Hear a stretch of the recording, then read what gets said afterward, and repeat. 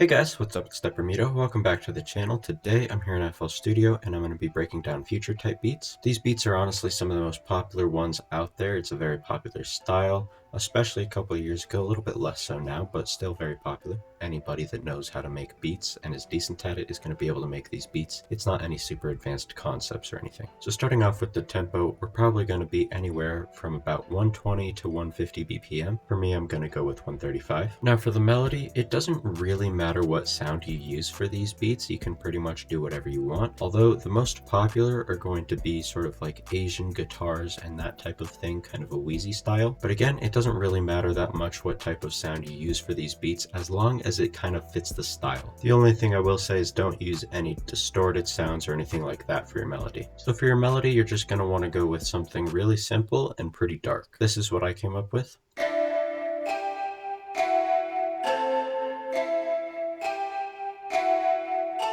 And pretty much the only thing that's ever going to be a counter melody in these songs, obviously there's some exceptions, but majority of the time you're just going to use arps as the counter melody. Just so you guys know, Purity is actually a really good source for arps. A lot of future songs have arps that come from Purity.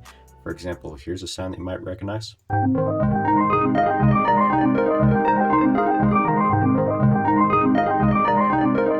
The only thing you gotta make sure of when you're using arps out of Purity is that you set it to your tempo, because most of the time they're not going to be the right tempo. So just come to the mixer and then click sync right here where it says BPM. Just click sync and that'll set it to your tempo.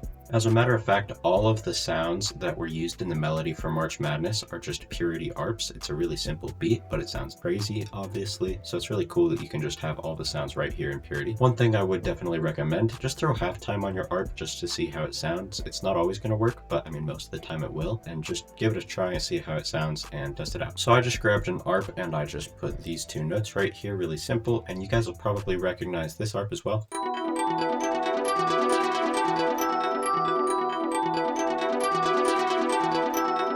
Again, that one's from March Madness. I just decided to throw some halftime on it, like I said, and with the original melody, this is what it sounds like.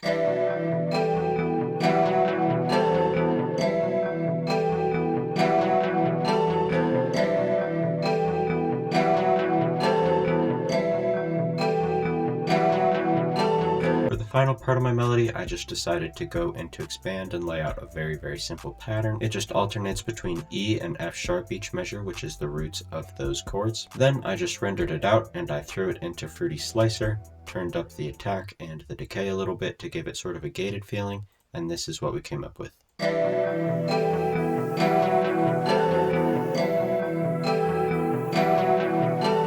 So this is all I'm going to do for the melody, so let's move on to the drums. So starting off with the hi-hat pattern, you're just going to want to start with a two-step. Then if you want to add a few rolls, you can. You don't necessarily have to.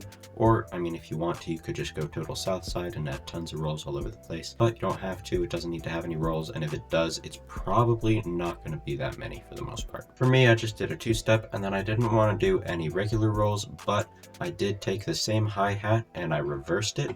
And I just made a couple rolls like this. It sounds pretty cool. This is what it sounds like.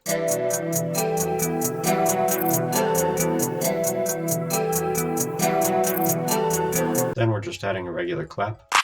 And for the bass, there's a couple routes you can take. You can either do an 808, and if you do go with an 808, it's going to be kind of long and sustained and pretty clean and fairly quiet. Or you could also go with a sub bass, which are generally already going to have those characteristics. So I personally decided to go with a sub bass. This is a pattern that I made. I know it looks pretty crazy having them all overlapped and stuff.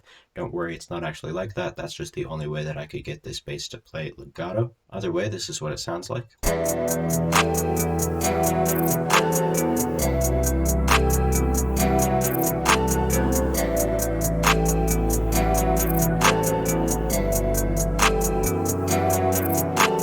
Then we're just going to add a kick. Since we're not using an 808, make sure that the kick is hitting extra hard.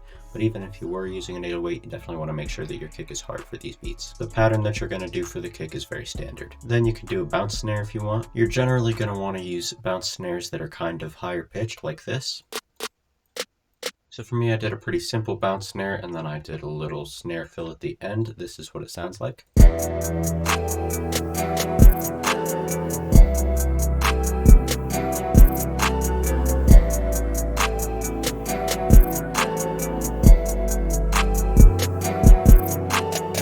generally not going to really want to have any open hats in these beats. They're just not super common in future songs. If you want to and you think it'll sound good, go for it, but these songs don't usually have them. This is pretty much all that we're going to add to the beat, so I'm just going to mix it down. If you want to see how I mix my beats, you can check out my mixing tutorial, which is going to be up in the corner. So for our mix, kept it pretty simple. Just cut out some of the lows and the highs on this main sound. The lows so that there's room for the sub bass. The highs just because I thought it was a little too bright and I wanted to make it a bit darker. Then just some more EQing, obviously the halftime there. Then we've just got a little bit of reverb on this reverse hi-hat, pretty standard. Then we've got some camel crusher here on the sub bass.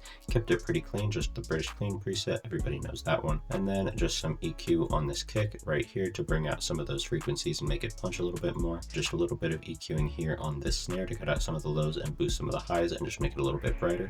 Then I just leveled it, and that's pretty much all the mixing that I did. Pretty simple, obviously. So now all that's left is to arrange it. Pretty standard arrangements for these beats, although I will say try not to have too much change between the hook and the verse. Bring in and out little things that aren't super noticeable, but that are just going to keep it interesting. Then for the ending, you're probably just going to want to fade out the melody. You can do whatever you want, but that's what's most common, and it almost always works. But yeah, other than that, pretty standard arrangements, so I'm just going to arrange this now, and I'll play the beat at the end of the video. But first, I'd like to thank you all for watching. I really appreciate it. Make sure to drop a like and subscribe. When I reach 300 subscribers, I'm dropping a free loop kit, so make sure that you're ready for that. Also, go follow me on Instagram. When I reach 2,000 followers, I'm dropping a free MIDI kit, so go follow me so you can get that soon. But yeah, thank you all for watching. I really appreciate it, and I'll talk to you all in the next video.